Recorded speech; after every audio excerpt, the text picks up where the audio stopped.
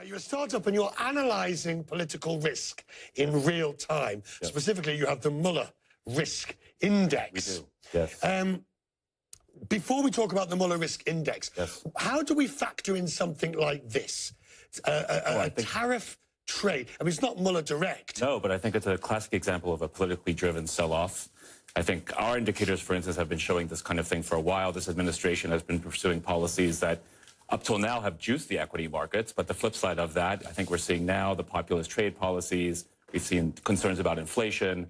We've seen concerns about U.S. debt driven by the same set of policies. And now I think the market is waking up to that reality. How serious is this volatility of the last week? Because after February, where we saw 900,000 points, we sort of take 300 to 400 points in our stride. Right.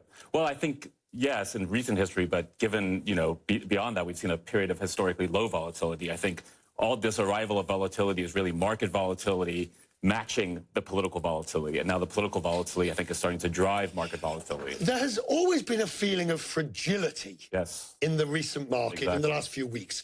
The one comment I've said again and again is you just get the feeling it's waiting to fall over. Right, exactly. Are we now starting to see it crumble? I don't know if it's going to crumble. Economic fundamentals are still strong. There's some financial fundamentals are still strong. I think to the extent politics drives markets, and that could be another tariff announcement. It could be a big bang development in the Mueller investigation.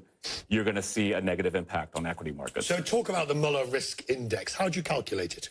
Well, we measure U.S. political risk every day across a wide range of factors. What we did for the Mueller index is extract the data most relevant to the investigation and construct an indicator of the risk of the Mueller probe to the Trump administration, to the strength of the... So this is not an index that about necessarily how it will affect stocks? No, what we did is take that measure of impact on the Trump administration and then run that against stocks and run that against the dollar. So if we take Mueller at the moment, after the 13 Russians and then the Manafort and now the Gates guilty plea, where do we stand with the Mueller risk index? So it's at an all-time high since Sessions recused himself in March, and that's when we started the index.